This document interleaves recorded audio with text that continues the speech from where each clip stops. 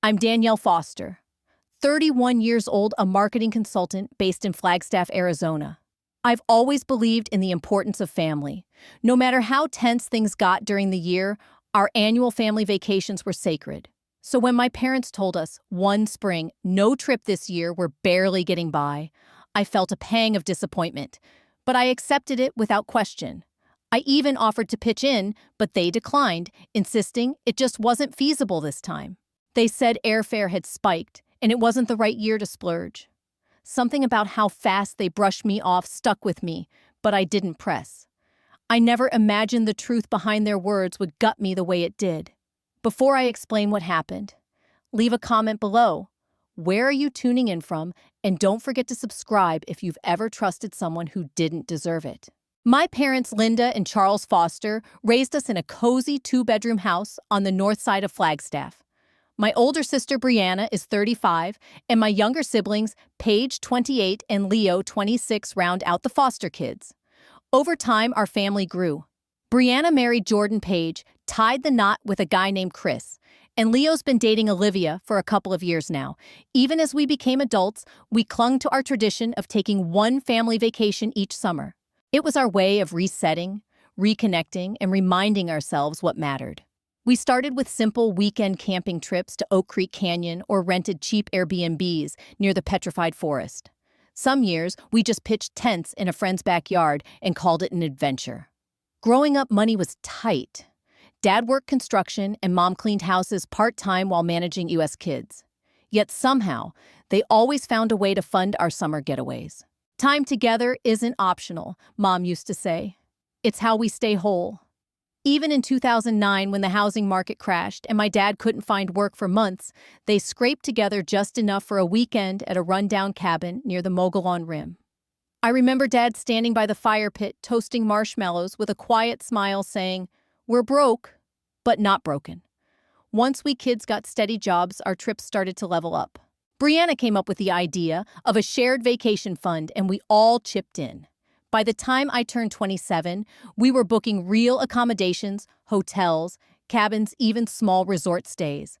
Last year, we rented a stunning house right on the edge of Lake Havasu. We kayaked in the mornings, hired a private chef for one night, and watched fireworks from the deck.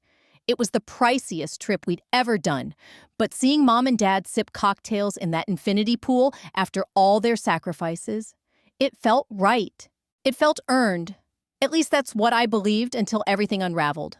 Unlike my siblings, I chose a different path. While Brianna became a nurse in Mesa and Paige opened a small bakery in Prescott, I built a career in marketing strategy and moved to Phoenix. Long hours and relentless deadlines at a mid-sized firm paid off. By 29, I was making more than my parents had in their best years combined. That unspoken financial gap caused subtle discomfort during family gatherings. I never bragged, but I also never hesitated to treat everyone to dinner or pay for flight upgrades during family trips. 2 years ago, I suggested we streamline our spending. We created a shared expense app to coordinate everything from groceries during vacation to activity bookings. It was meant to make things easier and fairer.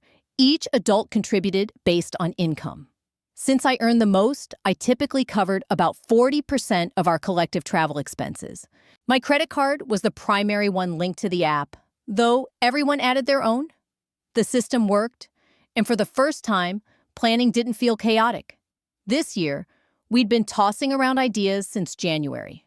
My dad mentioned wanting to try something water-related, maybe a houseboat on Lake Powell or a beach rental along the Gulf. Brianna had been looking into rentals in Corpus Christi, while Paige curated a list of seafood spots and hiking trails. Everything seemed normal until one Tuesday evening in March. A group text popped up on my phone. "Family, we need to talk about vacation," Dad wrote. "He followed with your mom, and I have been crunching numbers. It's a tight year. We think it's best to skip the annual trip and focus on getting our finances straight." I immediately called him. "Dad, if it's money, I can easily take on more than my share," I offered. "Seriously, don't let cost ruin this." He sighed. "It's not just the money, honey. Your mom and I are thinking long-term. Retirement's not far off. We need to be more responsible. Maybe next year." What struck me was how quickly everyone else agreed. Usually, any change to our vacation plans sparked a flurry of alternate suggestions and friendly debates. But this time, within an hour, everyone had texted back with some version of totally understand or that makes sense. Nobody pushed back. Not even Leo, who once argued for a weekend in Albuquerque just to keep the tradition alive. I suggested one last idea. What if we do something simple, like camping in the White Mountains or a budget cabin up north? Mom responded quickly. That's sweet, Danielle, but we've made our decision. Time to be responsible adults. And just like that, our trip was gone. I was disappointed, but I respected what I thought was a mature financial decision. It felt like the end of a chapter. I buried myself in work. April turned to May. Phoenix warmed with spring heat, and I assumed the matter was closed. I had no idea what was really going on. I took on a few extra client projects to fill the 2 weeks I had originally taken off for our now canceled family vacation.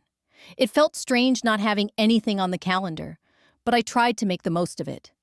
One evening, while scrolling through Instagram after a late meeting, something caught my eye. Brianna had posted a story with new luggage tags, still crisp with barcode stickers. Just a few minutes later, she uploaded a photo of summer essentials, laid out on a bed, an overpriced mineral sunscreen, a straw designer hat, and sandals that screamed beach getaway. I texted her casually, asking what the trip was about. "Oh, just a weekend up in Sedona to see Jordan's folks," she replied quickly. "We figured we'd use the money we saved from not doing the big family thing. Nothing special." It sounded plausible, but there was something oddly rehearsed about it. The tone, the wording. I told myself I was overthinking it until the following weekend. I had scheduled our usual Sunday afternoon video call with my parents. When the screen opened, only Mom answered. "Your dad's next door," she said cheerily, watching the Cardinals game with Chris. Mid-call, I noticed something odd. Behind her, on the kitchen counter, was a bag from Desert Palms, a boutique that sold high-end resort wear. I recognized it immediately. I had once bought Paige a birthday gift from there. Before I could say anything, Mom noticed the camera angle and subtly shifted her laptop. "So tell me about that project with your international client," she said. My stomach dropped. I had never mentioned any international project. In fact, all my current accounts were domestic. I forced a smile and played along, but my thoughts were racing. That wasn't the only red flag. Leo, who normally posted daily updates of his workouts, late-night takeout runs, and memes, had gone suspiciously quiet on social media. The few updates he did post were vague photos of sunrises, iced coffee, and cryptic captions, like much-needed reset with no tag location. On our monthly sibling Zoom call, he mentioned buying new rash guards and swim trunks. "For the community pool," he claimed, when I asked. "Since when do you swim?" I teased. "Just trying to stay in shape," he said too quickly. "Olivia thinks cardio might help with my sleep." The pitch of his voice had risen slightly. I knew that tone. I tried to plan a sister weekend with Paige to make up for the canceled family trip, but she sidestepped the idea. "I'm just slammed at the bakery," she said. "No way I can commit to anything in July." That puzzled me. Just weeks earlier, she told me her shop hits its slowest point midsummer. The most telling clue came from Chris. He accidentally uploaded a shopping list to the shared digital notebook we had used during their move. I still had access. Items included waterproof phone case, premium sunblock seasickness tablets, and a formal outfit labeled Captain's Dinner. He deleted it within minutes, but not before I saw it. The final straw, Caroline, my coworker, casually mentioned seeing Leo at a high-end luggage store. "I figured he was shopping for your birthday," she said. He muttered something about a surprise trip. I sat in silence that night, staring at the ceiling. The puzzle was forming, and it wasn't looking good. Still, I gave my family the benefit of the doubt. Maybe they were planning a surprise gathering for my upcoming work milestone. Or perhaps they had simply decided to take smaller individual trips this year instead of the usual family vacation. But if that were the case, why all the secrecy? To ease my growing anxiety, I started reaching out to each of them separately, just to catch up and ask casually about summer plans. The more I listened, the more the inconsistencies piled up. Dad told me he and Mom were finally tackling the backyard this summer, just staying home and fixing the fence. But during my next phone call with Mom, she mentioned they might drive down to Aunt Marianne's in Yuma for a weekend in August. Brianna repeated her line about only going to Sedona to visit Jordan's family. Leo claimed he'd been working longer shifts to save money for a fall getaway with Olivia. Paige insisted that she and Chris had no time for travel at all. The bakeries swamped Danielle. July is a nightmare for us. None of their stories lined up. And every time I asked to follow up, even lightheartedly, they got squirmy. Someone would change the subject or suddenly have to get off the phone. The tension crackled through every interaction, even in simple text threads. I debated confronting them. I wanted to ask point blank what they were hiding from me, but I held off. If something was going on behind my back, I didn't want to stop short of learning the whole truth. Not yet.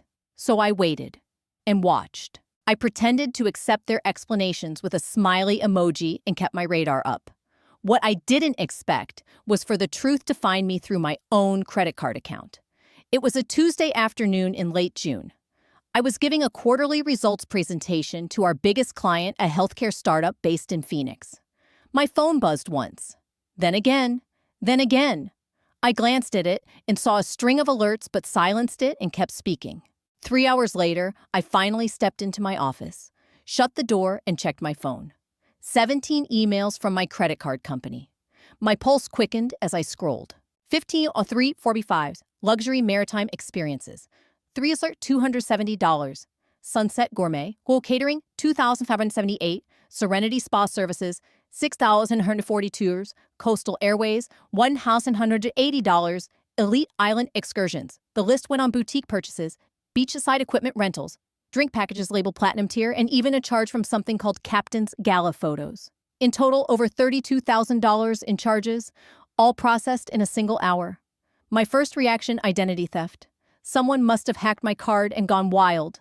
Shaking, I grabbed the phone and called the credit card company. I was ready to report every single charge as fraudulent. I had no idea what was waiting on the other end of that call. Ms. Foster, these charges were authorized through your linked application, the representative said calmly.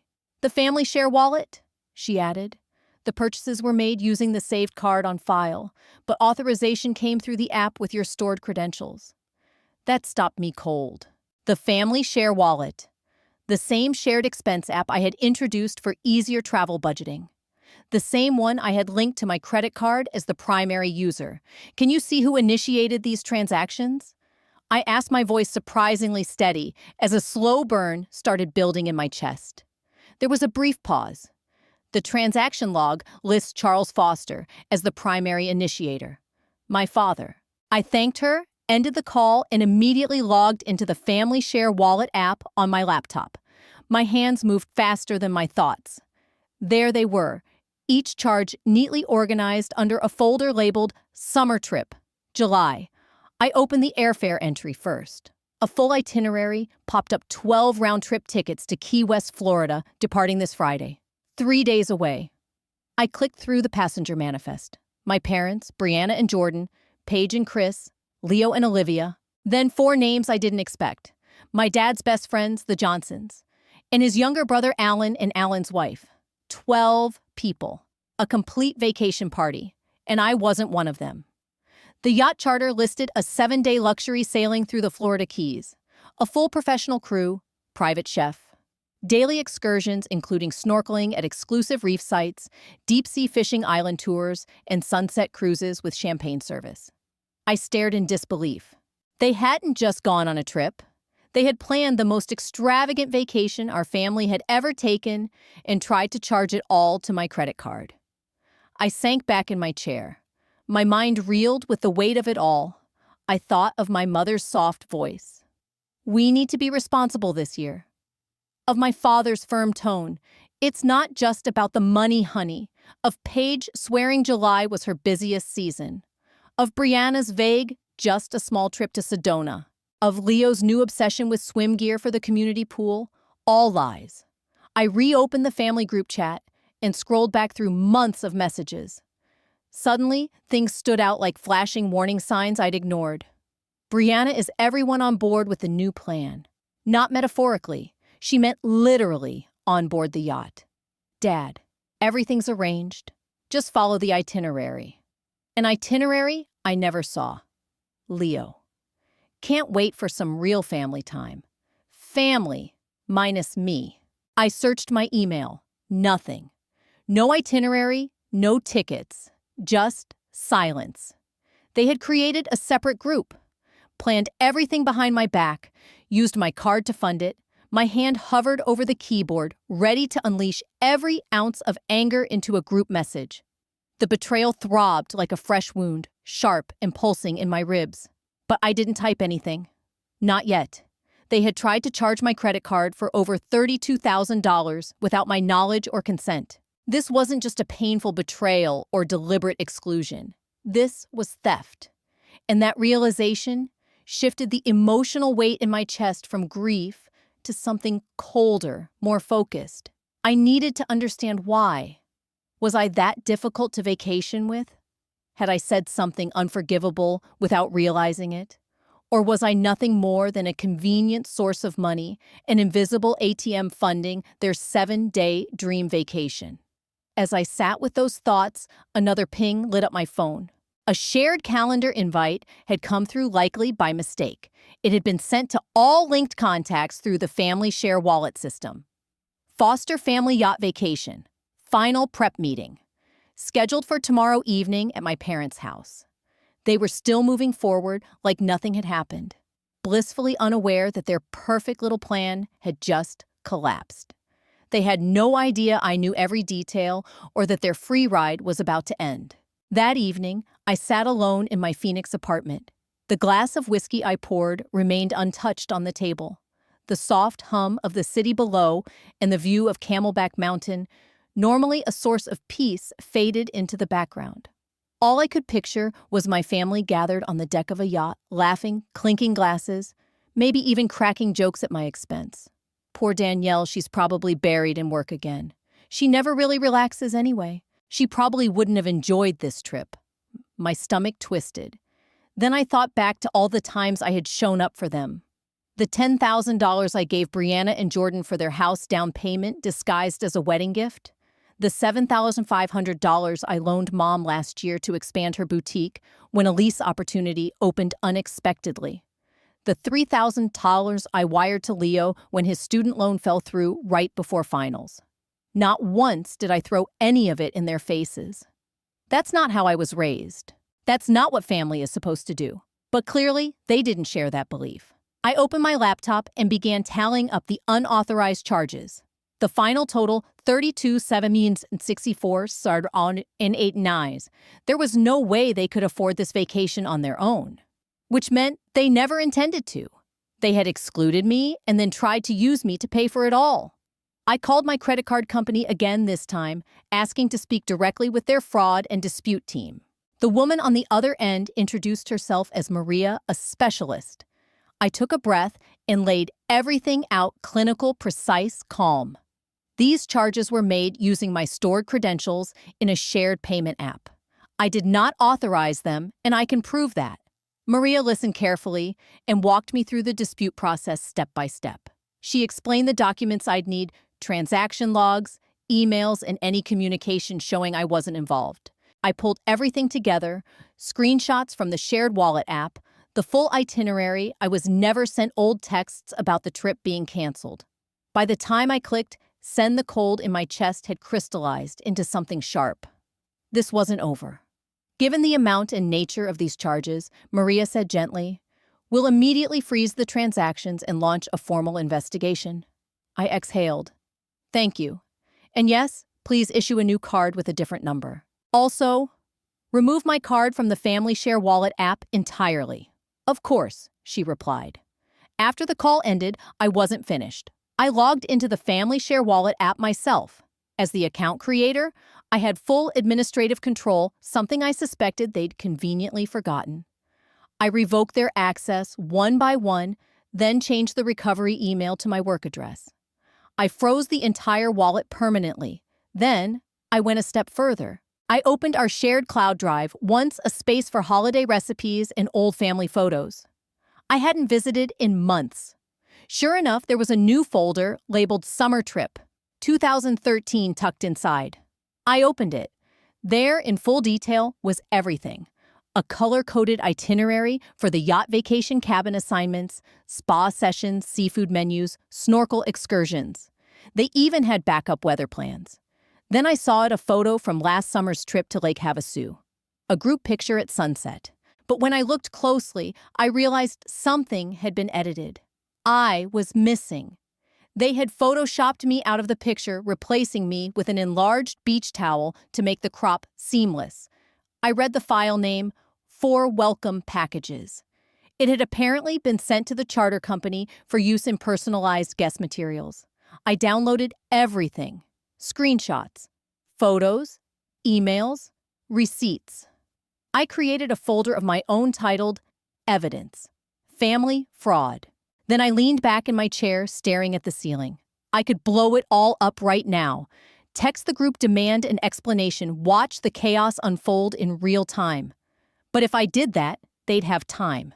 Time to scramble, time to apologize, time to find another card or someone else to manipulate. No, they didn't deserve that courtesy. They deserved to arrive at the marina with their oversized sunglasses and rolling luxury luggage, dreaming of champagne and Caribbean breezes, only to be told the yacht wasn't available, not without final payment, and that the card on file frozen. Every catered dish, every spa treatment, every snorkeling excursion, they were all on hold. I almost felt bad. Almost. But then I remembered Brianna's carefully chosen words. Dad's financial sob story. Paige's panicked attempt to dodge a simple weekend with me. The private photo. The erased memories. No, they would face this. I finally took a sip of the whiskey, still waiting on my coffee table. For the first time in days, I felt something shift inside control. Calm. Tomorrow I'd return to work like nothing happened. I'd send follow-ups to clients, lead my presentations, smile at the front desk staff. They wouldn't hear from me. Not a peep. But 2 days from now on, that marina dock in Florida, they'd be forced to confront each other. Let them figure out why their precious yacht had vanished. I'd be here in Phoenix, sleeping soundly. The decision was made. The actions were taken. All that remained now was the fallout and inevitable storm I would face with quiet certainty, knowing I had protected myself from both financial manipulation and emotional erasure. For the first time in my adult life, I had chosen myself over the expectations of my family. And while that choice came wrapped in pain, it also carried something unexpected: freedom. Friday morning arrived beneath a golden desert sky. The sun filtered through my blinds in soft amber stripes as I brewed coffee dressed for work and followed my usual routine with steady precision. According to the yacht itinerary I had downloaded, my family was scheduled to head to the airport around noon for a 2:30 p.m. flight to Miami, followed by a short connector to Key West. They would arrive by evening check into a waterfront hotel and board the yacht the next morning. I hadn't heard from any of them since Tuesday. Unusual, yes, but entirely predictable, given the covert operation they had been running behind my back. Our family group chat had gone silent. No forwarded memes from Leo, no recipes from Mom, no casual chatter. They were clearly using a separate thread, one that no longer included me. At the office, I tried to stay focused, but my attention kept drifting.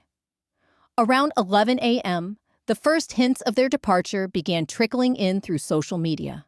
Brianna posted a smiling car selfie with Jordan. Road trip time. Sun, sand, and maybe a little mischief. Leo uploaded a picture of a packed SUV trunk. Adventure loading. Neither post mentioned a destination. Both were calculated vague enough to avoid tipping me off, yet excited enough to mark the beginning of their secret journey. By 1 p.m., my mom had joined in. A carefully angled photo at the airport terminal showing only polished floors and their carry-on bags. Her caption read, "Summer getaway with my favorite people." I noticed she had limited comments, probably to block any questions from mutual friends that could risk revealing what they had done. I decided to test the waters. I sent my dad a casual text, "Hope you two have a great weekend. I'm thinking about painting my guest room any color ideas." He replied almost instantly, "Sorry, busy day with errands. Maybe a soft gray?" It goes with anything. There was no mention of airports, no hint of travel. Even the background noise in his short voice note was muted, generic. Not a gate announcement, not a rolling suitcase in earshot, just a seamless continuation of the lie. I went back to my client proposals and afternoon meetings, forcing myself to stay productive. But by 5 p.m., I knew they had landed, right on schedule. New social media posts began to surface, filtered photos of beach chairs, cocktails glistening with condensation, and grinning faces hidden behind oversized sunglasses. Everything was perfectly staged, carefully cropped, location tags disabled. They were in paradise, pretending nothing had happened. And I was here in Phoenix, watching it unfold. If you've ever had to stay silent while others wrote you out of your own story, hit subscribe, because what happens next at that marina will leave you speechless. By my estimation, they were checking into their waterfront hotel about now, freshening up, laughing, maybe sipping welcome drinks before their final night on land. Tomorrow, according to the itinerary, they'd board their private yacht and set sail on a luxury cruise through the Florida Keys. I imagined the buzz in the room, the anticipation, the clinking of cocktail glasses, the clatter of wheeled luggage. I also imagined the absence they wouldn't acknowledge, the woman they had excluded, whose credit card they had attempted to quietly exploit for their $32,000 indulgence. That woman was me. I left work at my usual time, grabbed takeout from a Thai place near my apartment, and settled in.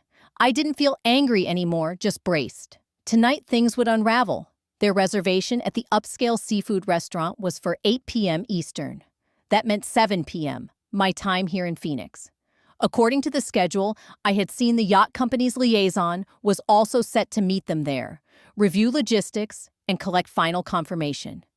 At exactly 7:32 p.m., my phone buzzed once, then again, and again. Then it exploded with notifications, texts from nearly every member of my family. Brianna, Danielle, are you there? There's a problem with the yacht payment. Leo, hey, can you call me right away? Dad, Danielle, something's going on with your credit card. Then came the messages in our once silent family group chat. Dad, the yacht company says the payments were disputed. Everything's frozen. They can't release the vessel without payment cleared. Mom, there must be some kind of mistake. Danielle, please check your account. Brianna, Danielle, this is serious. We need to fix this or the whole trip's off. I watched the messages roll in untouched. They were panicking. Good! The yacht company had likely informed them that the primary cardholder had reported the charges as fraudulent, that all funds were now locked, and unless they provided alternate payment in full immediately, the yacht would not be released. At 7:45 p.m., the calls began. First Brianna, then Leo, then Dad, then Mom. Each call lit up my screen. Each one I declined. I imagined them taking turns pacing by the restaurant entrance, whispering frantically to one another as their dream vacation collapsed in slow motion. Finally, at 8:03 p.m., I responded in the group chat. Apologies for the confusion. I noticed some unauthorized charges on my card for services I didn't request. I've reported them to my credit card company as fraudulent.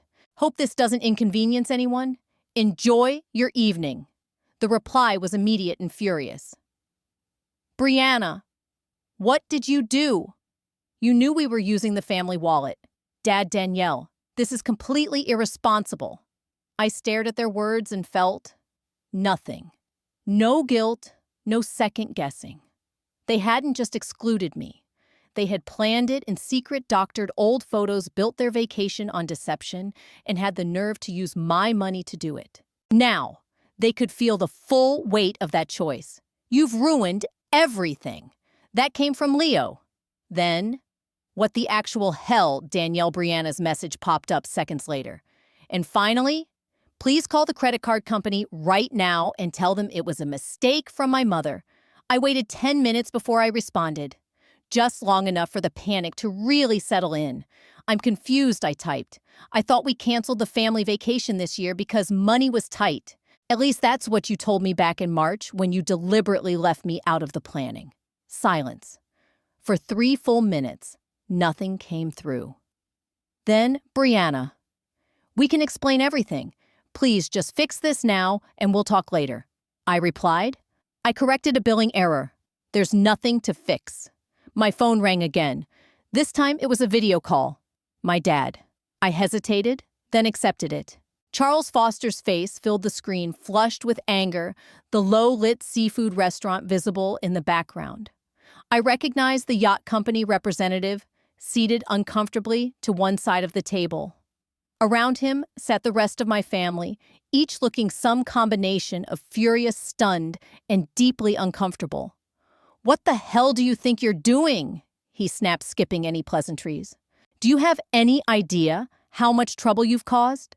The yacht company won't confirm our departure unless the charges are cleared and the card is locked." I kept my tone even. "That's unfortunate. Perhaps one of the other 11 people sitting there with you can cover the cost." Or was the entire plan built around me paying for it in secret? My mother, Linda, leaned into the frame. "It wasn't like that, sweetheart. We were going to pay you back." When I asked, "Next Christmas, after tax season, and why lie to me? Why cancel a family tradition and exclude me?" Before they could answer, Brianna's voice rang out from off camera. "You're always so busy, Danielle. We thought you wouldn't want to come." I swallowed hard but kept my voice steady. "So you decided for me, lied to me, then attempted to run $32,000 through my credit card without permission. That doesn't sound like consideration. That sounds like fraud." My father's face shifted from anger to something closer to desperation. "Look, we can sort all of that out later, but right now, we need you to call the credit card company and clear this up." "No," I said simply. "What do you mean?" "No." His voice rose again, tight with disbelief. "You can't just leave us stranded here." I tilted my head slightly. "Actually, I can. And I have." I paused. "Goodbye, Dad. Enjoy your evening." Then I ended the call and powered off my phone. My hands were shaking, but beneath the adrenaline was something solid, a stillness. For the first time in my life, I had drawn a line and held it. Whatever chaos erupted at that waterfront restaurant in Key West was no longer my problem. Their mess, their consequences. I was done. I had protected myself both financially and emotionally. And now I could finally begin the slow, deliberate process of deciding what kind of relationship, if any, I wanted with the people who had so deeply betrayed my trust. Tomorrow, I knew, would bring drama, confrontations, half-baked apologies spiked with guilt-tripping and carefully phrased demands. But tonight, I would sleep. And I did, deeply, dreamlessly. At exactly 9:17 a.m. the next morning, the pounding began on my apartment door. I had already been awake for hours, sipping coffee and waiting. When I finally turned my phone back on, it had nearly vibrated off the kitchen counter.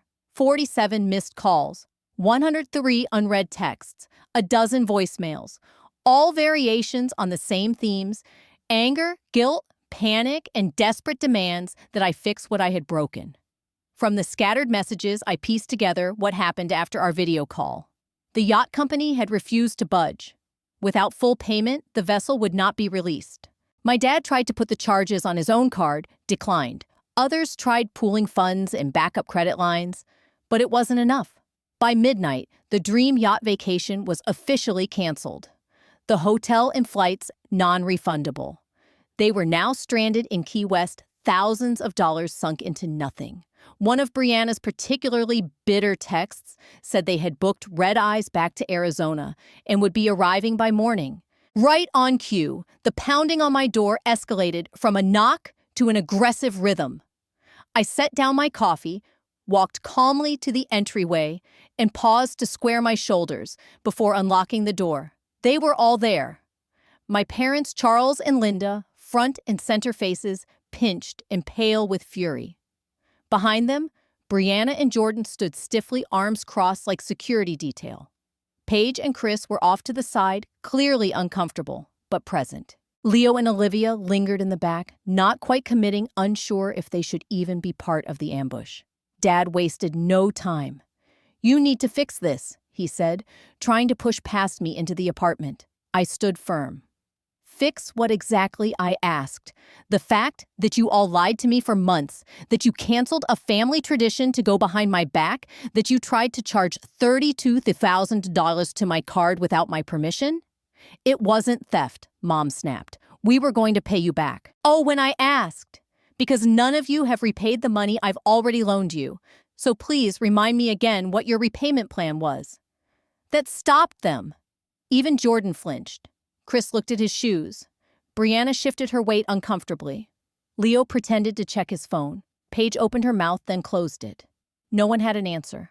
Not one of them. Leo suddenly found something very interesting about the floor, and my parents exchanged a silent glance. I stepped aside at last, holding the door open.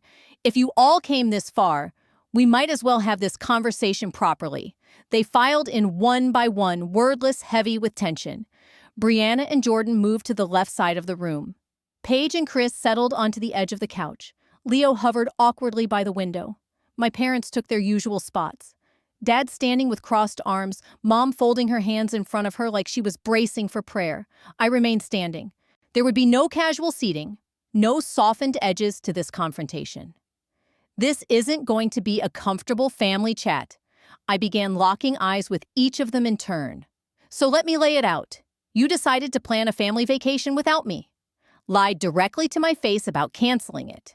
Created a separate communication thread so I wouldn't know. Then used my credit card to try and pay for the entire thing without my knowledge. I paused. Have I missed anything? Brianna flinched, but was the first to speak. You're making it sound so malicious. It wasn't like that. Then, help me understand, I said coldly, turning toward her.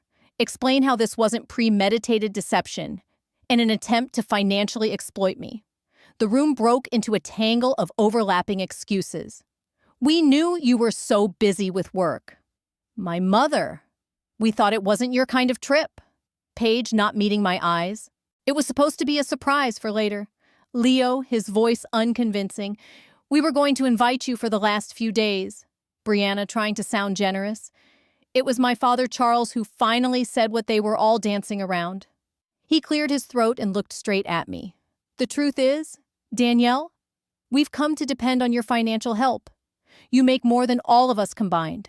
When we realized how expensive the yacht would be, we knew the only way it could happen was with your card. My jaw tightened, but he continued. We also knew you'd ask questions, want receipts, insist everything be fair and documented like you always do. At least he had the decency to look ashamed. It was easier to just handle it ourselves. Use the payment method saved in the app. We figured we'd pay you back eventually, or say it was a shared family expense. I laughed. Short. Bitter. So, let me get this straight. You decided to steal from me because I'm too responsible with money. No one answered. When exactly were you planning to tell me? After the yacht trip, after I noticed the bill, Mom looked down. We thought, once it was over, you wouldn't make a big deal about it. You never have, Danielle. Not when we've needed money before. And just like that, there it was. The truth finally spoken. The truth hung in the air, heavy and unmovable.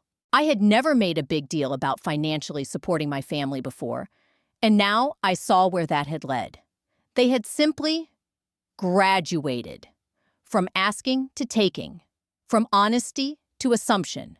From requests to theft. All because they were confident I would forgive them. This wasn't the first time, was it? I asked quietly, my voice low and steady as something inside me began to click into place. No one answered. They didn't need to. The shared wallet, I continued. You've used it before. For things I didn't approve. Things I didn't even know about. The look of discomfort that swept through the room was confirmation enough. I turned toward my father. How much? He blinked. It wasn't that much, he mumbled. Just small things. Weekend getaways, gifts we all said were from the family. The Aspen trip, I said almost to myself. Last winter, you all went for Leo's birthday. Told me it was booked using points and miles. I turned to my brother. He stared at the floor, jaw tight. I saw a charge from a luxury resort the same weekend. It was on my card, wasn't it? Still, he said nothing. But he didn't deny it. I pressed on. And the emergency fund we set up last year. After Mom's boutique flooded, I transferred $5,000 into that account. Where did it go? My mother straightened slightly. We needed it, she said quickly. Bills, car repairs. Real things. Paige's kitchen renovation isn't a necessity, I snapped, remembering the pictures she had sent of quartz countertops and new tile work that same month. Neither is Dad's golf membership or Leo's new gaming setup. Silence. A silence so loud it throbbed in my ears. They hadn't just crossed a line. They had sprinted past it again and again, assuming I would always smile, nod, and cover the cost. I've always been happy to help, I said, trying to keep the tremor from my voice. All you ever had to do was ask. But instead, you lied. You excluded me. You made me feel like I didn't matter while planning to fund your fun with my money. We didn't mean to hurt you, my mother whispered, eyes filling. We love you, Danielle. No, I said, firm now. Love doesn't do this. Love doesn't steal, doesn't deceive. This isn't love. Not even close. I walked to my desk, pulled out a folder, and returned to the center of the room. Inside were bank statements, credit card summaries, and a spreadsheet I had spent the early morning hours assembling. I've documented every unauthorized charge I could find from the last 3 years, I said, placing the folder on the coffee table. It totals just over $47,000, not including this yacht stunt. They stared at it like it was something poisonous. I'm not asking for the money back, I said calmly, though I'd be within my rights. What I am doing is cutting all financial ties. Immediately. What does that mean exactly? Paige asked quietly. Her voice, small, cracking slightly. It was the first time she had spoken all morning. It means, I said, I'm removing every one of you from my accounts and from any payment apps linked to me. No more shared wallets. No more card access. No more favors. I looked each of them in the eye, steady and unapologetic. It means I will no longer contribute to any family expenses outside of my own costs. I will never again give or loan money to any of you, for any reason. A beat passed. It means I'm no longer your personal bank. The weight of my words settled over the room like thick desert heat. For a family so used to my quiet generosity, this was a shift they hadn't imagined. I saw it land hard. You can't be serious, my father finally muttered, his brow furrowed in disbelief. This is an extreme overreaction to one mistake. It wasn't one mistake, I said, my voice like stone. It was years of escalating entitlement, years of quiet taking, and it all ended in a $32,000 theft attempt that I was never meant to know about. I took a step toward the door. And yes, I am absolutely serious. My hand hovered over the doorknob. I need time. I continued to figure out if I even want a relationship with people who could treat me this way. Right now, I need space. The silence was immediate and complete. They shuffled out one by one, eyes downcast. Even Leo didn't offer a sarcastic quip. Only Brianna paused at the door, her cheeks streaked with tears. We really messed up, didn't we? She whispered. I nodded. Yeah, I said softly. You really did. And then I shut the door. What followed was not sadness, but relief. A strange lightness filled the space they left behind.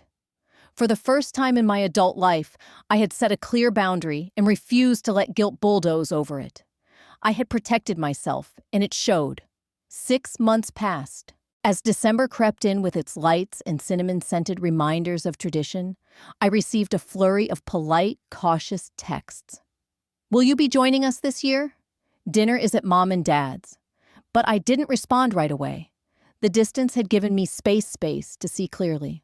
I had spent those months in therapy working with Dr. Melissa Chin, a clinical psychologist in downtown Phoenix. Together, we unpacked years of complex family dynamics. Week by week, I began to understand how I had been conditioned to equate love with usefulness, to see sacrifice as proof of value, to ignore resentment in favor of peacekeeping. Financial abuse doesn't always look like theft, Dr. Chin had said during one session that changed everything. Sometimes it's disguised as loyalty. Sometimes it's buried in guilt. And it had stuck with me, because she was right. This was never just about money. It was about respect. about agency, about what love should actually look like. My boundaries still firm. And this time, they weren't up for negotiation. I had closed every shared account, disconnected my cards from all family-linked payment apps, and made it crystal clear from now on I would only be paying for myself at family events. The shift in dynamic had been instant and dramatic. Restaurant checks were suddenly split evenly. Birthday gifts became thoughtful, but modest instead of extravagant. Weekend plans shifted from pricey outings to park picnics and potlucks. And while the atmosphere was more restrained, it was also more honest. Each family member responded to the change differently. My father, Charles, resisted the hardest. He alternated between frustrated lectures on family loyalty and awkward attempts to rope me back into old patterns. I found this investment property in Tempe, he'd start casually. Low risk, great return. But the minute he caught my expression, he'd trail off. Eventually, he stopped trying. My mother, Linda, took a softer approach, guilt-wrapped in nostalgia. Remember when we all pulled together after you graduated, she'd say, glossing over the fact that I'd been the one sending rent money and paying medical bills that year. Her tactics faded too as my boundaries held fast. Leo, to my surprise, was the quickest to adjust. Perhaps because he was the youngest, his financial expectations hadn't been built up as long. After a few weeks of silence, he sent a simple text. I was wrong. I'm sorry. We started meeting again, just the two of us, for morning walks around Papago Park, or iced coffee chats where the focus was actually conversation, not what I could provide. Paige and her husband, Chris, kept their distance. Our interactions became stiff and surface level, confined to group holidays or birthdays. They never directly addressed what had happened, and I no longer expected them to. But it was Brianna who made the first real effort at reconciliation. About a month after the confrontation, she showed up at my door alone, no Jordan, no pretense. I've been thinking a lot, she said, her voice steady despite the nervous way she held her purse strap. Really thinking, not justifying, not blaming, and I'm ashamed. She handed me an envelope with a personal check inside $7,500, her portion of the unauthorized charges. I can't speak for anyone else, she said, but I can take responsibility for myself. This is the first payment. I'll send more monthly until it's fully repaid. That moment cracked something open between us. Through afternoon walks, shared cookbooks, and quiet moments of truth, we started stitching our relationship back together, this time on equal footing. One conversation at a time.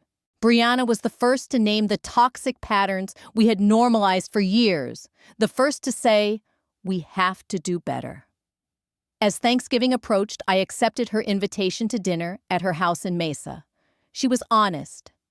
Everyone will be there, she warned, but I promise your boundaries will be respected. No one will ask you for anything. You just show up as you are. And for the first time in months, I believed her. And if anyone tried to cross the line, I was ready to shut it down immediately. The gathering at Brianna's home in Mesa started as expected, strained and cautious. My father's attempts at cheerful small talk felt forced, his laughter a beat too loud.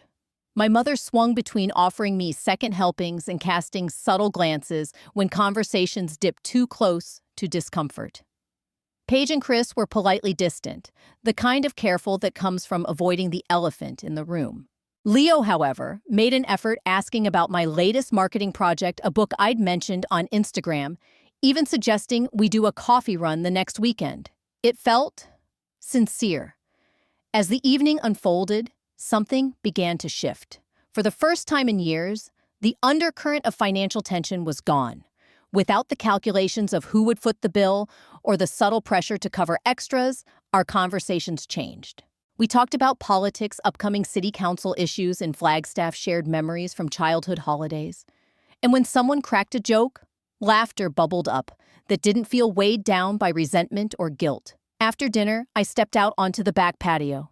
Brianna had strung soft cafe lights across the fence, and the crisp desert air gave me a moment to breathe. A few minutes later, my father joined me. He stood silently for a while, staring out at the silhouette of South Mountain in the distance. Then he spoke. I never properly apologized, he said. I was angry, but the truth is, I was more embarrassed. I said nothing, letting the words hang. What we did, especially what I pushed for, it was wrong. I pressured everyone. I told them you'd be fine with it, that you'd forgive us eventually. I looked at him in the dim light. There were new lines in his face I hadn't noticed before. A weariness in his posture. Why, I asked softly. Why lie to me? Why cut me out? He let out a long sigh. Jealousy, if I'm honest. You've built something I never could. A life. Stability. I guess it made me feel like I'd failed. Like you'd outgrown us. So you punished me for succeeding. I asked, my voice calm but edged. He winced. It sounds terrible when you say it. But yeah, I suppose we did. Not on purpose. It started with little things and grew into something worse. I nodded slowly. The honesty was late, but it was still honesty. I don't expect you to forgive us, he said. Not today. Maybe not ever. But I want you to know we're trying. All of us. In our own awkward ways. Through the window, I could see my family gathered in the living room. Imperfect, deeply flawed, and still mine. Whether that was enough to rebuild something real remained to be seen. That winter, I booked a solo trip. 2 weeks in New Zealand just for me, hiking, photographing landscapes, and living fully in my own space. There, I met Elaine and Mark, a couple from Seattle, with a shared love for hiking and photography. We spent hours exploring trails and trading stories. By the end, they invited me to join their travel group. We're planning a trek through Patagonia next year, Elaine said as we exchanged contact info beneath the dusky sky in Queenstown. Small group, everyone pays their own way. No drama. You'd fit right in. There was something incredibly grounding about that: clear boundaries, mutual respect, no unspoken obligations. After everything I'd experienced with my family, it felt refreshingly simple. I accepted their invitation without hesitation. By the time I returned to Phoenix, sun-kissed and newly centered, I found myself approaching the process of reconciling with my family through a clearer lens. The solitude of that trip hadn't just healed me, it had sharpened my understanding of what I wanted and what I would no longer tolerate. Brianna continued making her monthly payments as promised. True to her word, she never missed one. And with each payment, our conversations deepened.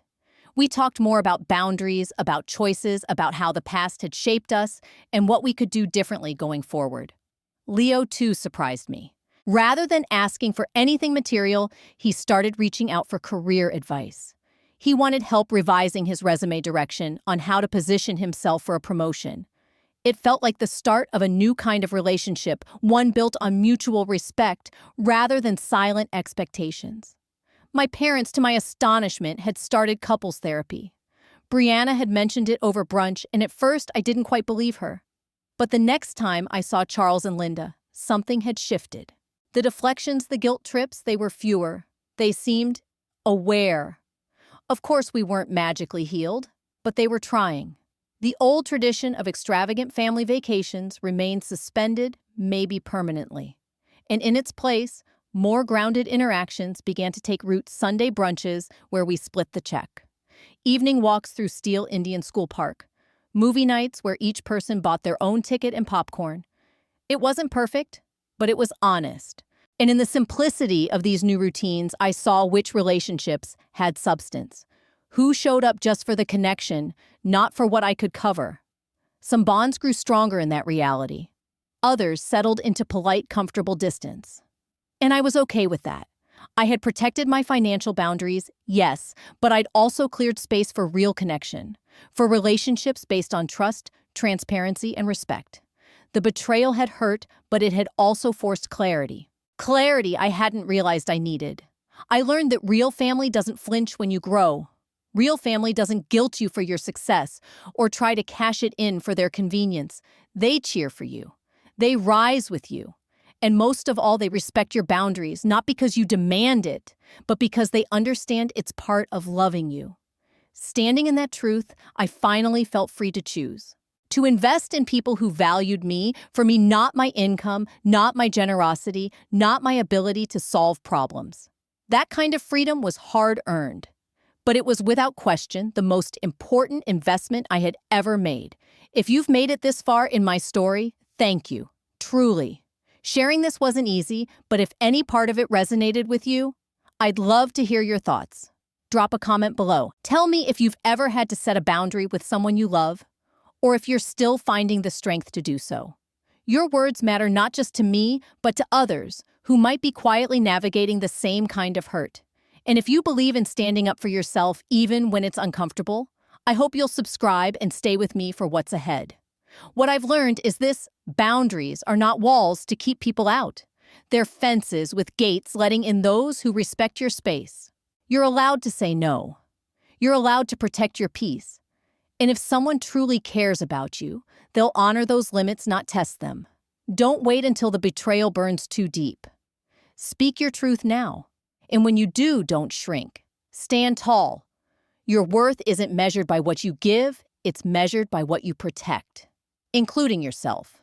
So, what would you have done if you were in my shoes? Let's talk about it below.